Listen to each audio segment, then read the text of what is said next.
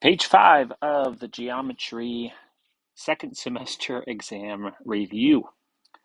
So solve each proportion. Well, these are pretty straightforward. We cross multiply. So we have 6x equals 50. Divide both sides by 6. And we get 56. That reduces. 2 goes into that 25 times, and for that 3 times. So we get 25 thirds, which is 8 1/3. Number 37, we still cross multiply. However, we do need to make sure we remember to distribute. So we have 3 times m minus 3. Make sure you put the parentheses because you do need to distribute. And then 9 times 5 is 45.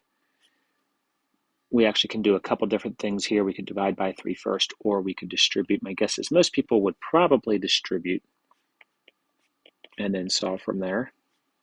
So we will do that. Add 9 to both sides. So we get 3m equals 54.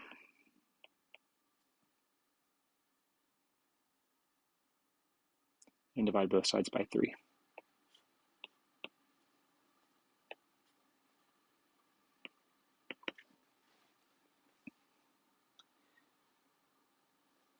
So we want to do 54 divided by 3. And that is what? 124.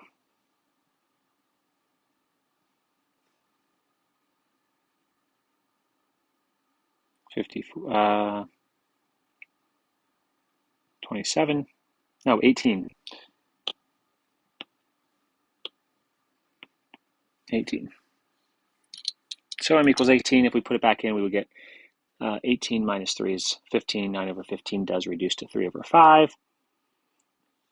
Next one, define similar polygons. I already typed it in here. Similar polygons are polygons in which corresponding angles are congruent. Corresponding angles are congruent, and then corresponding sides are proportional. So that's pretty straightforward. What are the ways to prove triangles are similar? Well, there are 3, and we just abbreviated them. We had angle, angle. So if 2 sides of one triangle are congruent to 2 sides of another triangle. Side, angle, side. If 2 sides of one triangle are proportional to 2 sides of the other, and the included angle is congruent, then they're similar. And then side, side, side, which means all the ratios of the corresponding sides are equal. And now in this part, we want to use that idea. So this says, state if the triangles in each pair are similar. If so, state how you know they are similar. And complete the similarity statement. So really, this is kind of deceiving because there's just one blank there, but you're really stating 3 things or giving 3 answers. So on number 40, we have some parallel lines there. And so there's a couple different ways to look at this. Some of us might jump right and say, hey, those angles are congruent because they're vertical angles, and that's good. That's true. But you still need this idea. You have parallel lines cut by a transversal. Alternate interior angles are congruent. And so we see those triangles are similar. That's a yes. State if they are similar. So yes. If so, state how you know. Well, that's angle, angle. And then finally, complete the similarity statement. So Q, R, S. Q to R to S is similar to, well, Q, triangle Q, because those angles are congruent. And then we went to R, which is the double marked angle. So we have to go Q to D and then E. Next one, we have some side lengths here. And the other thing is angle B is a part of both triangles. So we do have an angle of the small triangle congruent to this an angle of the bigger triangle. And so now what we want to do is we want to look at these relationships here. We have 8 compared to 11, so 8 over 11, which does not reduce. And then the other one, we have the whole segments. This is 44 to 55. 44 to 55. That reduces to 11 goes into that 4 over 5. Well, these are not equal, and so these are not similar. So if the answer is not similar, you don't have to write any similarity statements. Not similar. 42 and 43 are just looking for proportions. It says, what is the altitude theorem for right triangles with an altitude drawn from the right angle to the hypotenuse? And I have it written there already. I apologize, I don't leave a lot of room. So the idea is the altitude is the geometric mean. So that goes in the bottom left and top right. And it's the geometric mean between the two parts of the hypotenuse. And then 43, what's the leg theorem for right triangles with an altitude drawn from the right angle to the hypotenuse? So just to give you an idea for both of these, we have right triangle, and then you draw an altitude, which goes from the right angle and is perpendicular to the opposite side. So, so here a leg is the geometric mean between the entire hypotenuse and part of the hypotenuse connected to that leg. So 44 and 45 would be ones where we might use those. And so what we do is looking at number 44, we want to find x, and x is a leg of the original triangle, so we want to use the leg theorem. So we're going to be using that leg theorem in the top right of our screen. And so I like to start these by just writing a fraction equal to a fraction. And I usually start with the leg. So the leg, which is x, goes here and here. Looking back up at a little formula, the hypotenuse is next. So the hypotenuse is 25. And lastly, I'm going to highlight it in blue here, part of the hypotenuse connected to the leg. Well, the leg is the x. Here's the part connected to the leg. So don't use the 16. That would be wrong.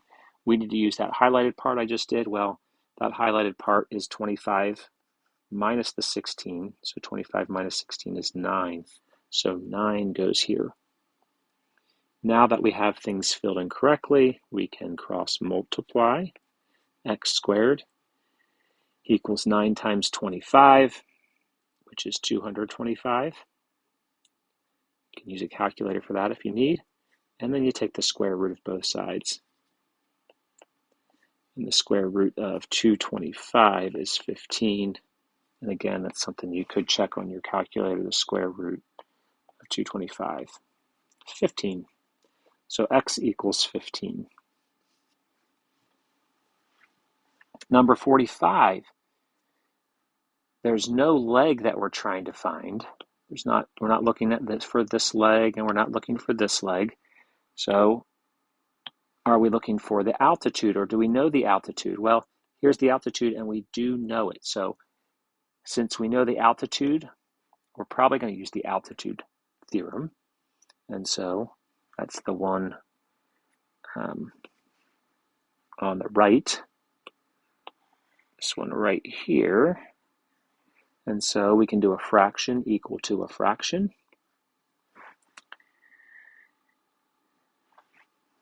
The altitude goes in the bottom left and the top right.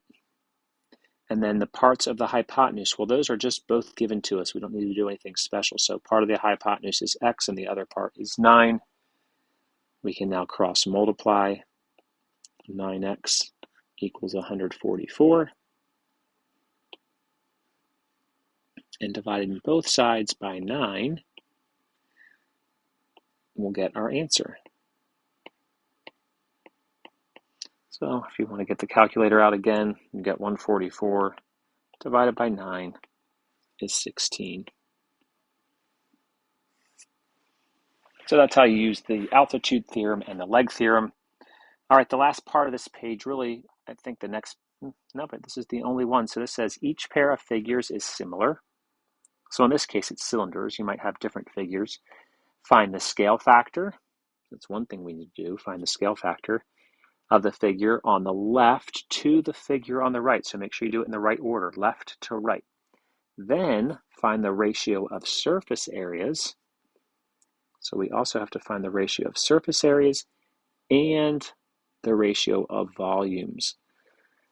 So what we learned here, and I didn't write anything for this one, is that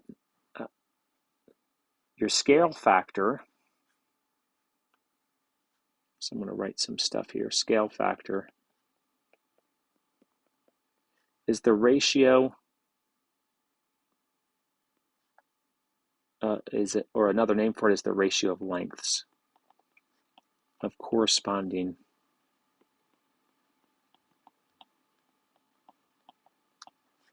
lengths. Well, and then, so we can find that, and then the ratio of surface areas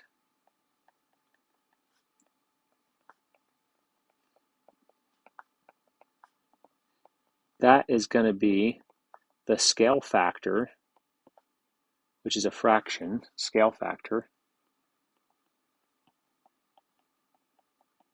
You're going to square it. And then the ratio of the volumes is going to be the scale factor cubed. And again, the scale factor will be a fraction. And so you're going to cube it. So let's look at see what that looks like in this question. First, we're going to find the scale factor. This time I'm just going to abbreviate with SF. We can actually find this two ways. We see we have a 7 here, and the 7 corresponds to 14. It says we want to go to left or right, so the scale factor is 7 to 14, which reduces to 1/2. So our scale factor is 1/2. A quick check on that is the radius here compared to 10, 5 to 10 is also 1/2. We also want to find the ratio of surface areas. Ratio of surface areas. Well, we see that that is the scale factor, which is 1/2 squared, which really just means the top thing squared and the bottom thing squared. So 1/4 is the ratio of the surface areas. And lastly, we're going to find the ratio of the volumes. And that is going to be the scale factor cubed, which again is the top cubed over the bottom cubed. 1 cubed is 1, and 2 cubed is 8. So we answered those 3 parts to that question.